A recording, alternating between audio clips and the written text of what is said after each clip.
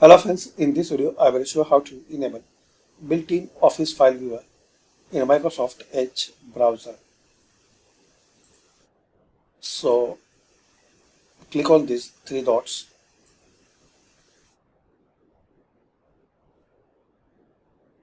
settings.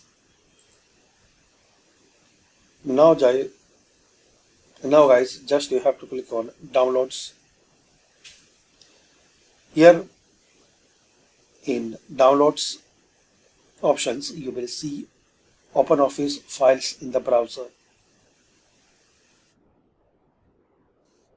If this setting is on, Office file, presentations, spreadsheets, documents will open automatically in Microsoft Edge instead of downloading to your device.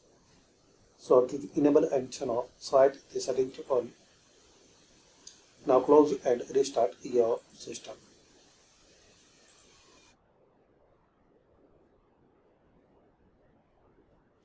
So this is the way, guys, you can enable built-in Office file viewer in Microsoft Edge browser. Thanks for watching.